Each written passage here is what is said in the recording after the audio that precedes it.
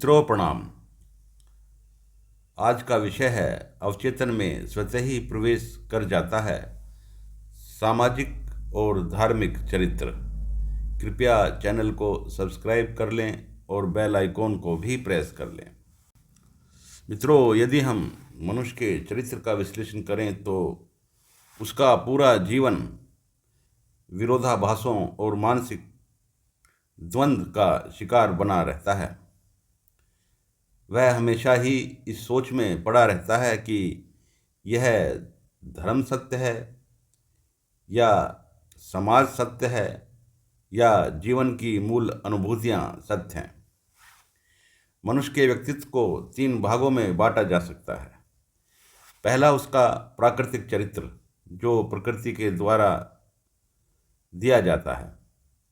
दूसरा उसका सामाजिक चरित्र और तीसरा उसका धार्मिक चरित्र, जो समाज के द्वारा दिया जाता है। जिस समाज में वह बड़ा होता है, व्यक्ति उसी समाज का हिस्सा बन जाता है। व्यक्ति के ये तीनों चरित्र स्वतः ही उसके सबकॉन्शियस माइंड में चले जाते हैं। धार्मिक चरित्र, जो सामाजिक चरित्र के साथ साथ आस्था के साथ अपनी जगह बना लेता है, जो बहुत शक्तिशाली होता है।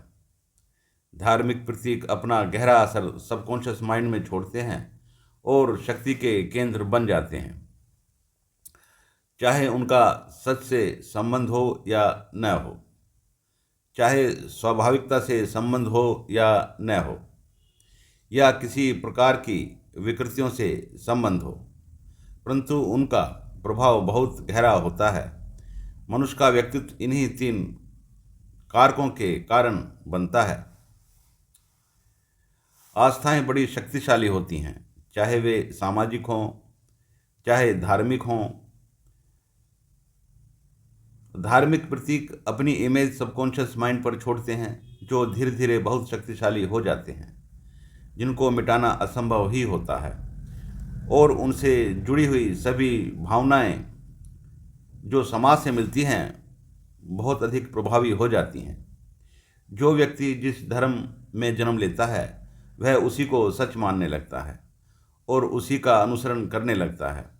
दुनिया में सभी लोग अपने अपने धर्म को और अपने समाज को सत्य मानते हैं और उनका अनुसरण भी करते हैं, परंतु जो सबसे महत्वपूर्ण फैक्टर है वह है प्राकृतिक संस्कृति, जो मनुष्य अपने साथ लेकर के आता है।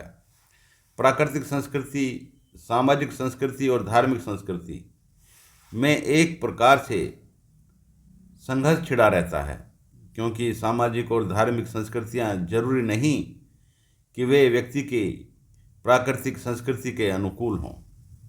मनुष्य की प्राकृतिक संस्कृति ही उसकी मूल संस्कृति है, और जो ये सामाजिक और धार्मिक संस्कृतियां हैं, यदि उसके साथ सामंजस्य बैठा पाती हैं तो मनुष्य के अंदर विरोधाभास कम हो जाते हैं और उसकी एनर्जी आपसी संस्कृतियों के संघर्ष में कम लगती है। इस प्रकार मनुष्य का जीवन 3 भागों में बांटा जा सकता है। प्रथम सामाजिक जीवन, दूसरा धार्मिक जीवन और तीसरा प्राकृतिक जीवन। जो मनुष्य के अवचेतन मस्तिष्क में इस प्रकार उलझा हुआ होता है कि वह इससे बाहर नहीं निकल पाता। स्वतंत्र चिंतन बहुत कम लोग कर पाते हैं। जो लोग स्वतंत्र चिंतन कर पाते हैं, वही थोड़ा बहुत इन तीनों संस्कृतियों की जांच कर पाते हैं, वरना तो हर कोई अपने सामाजिक और धार्मिक संस्कृति को ही सच मानता है और दूसरों से अच्छा समझता है। प्राकृतिक संस्कृति तो किसी के वश में नहीं होती, परंतु धार्मिक व सामाजिक संस्कृतियों पर विचार किया जा सकता है और उनको जीवन की प्राकृतिक संस्कृति के अनुकूल बनाया जा सकता है। मित्रों, जीवन का मूल चिंतन ही सारे विषयों का चिंतन है। यही आध्यात्मिक चिंतन है, यही शिक्षा का उद्देश्य है। हम अधिक से अधिक स्वाभाविक और जीवन की संस्कृति के अनुकूल बन जाएं।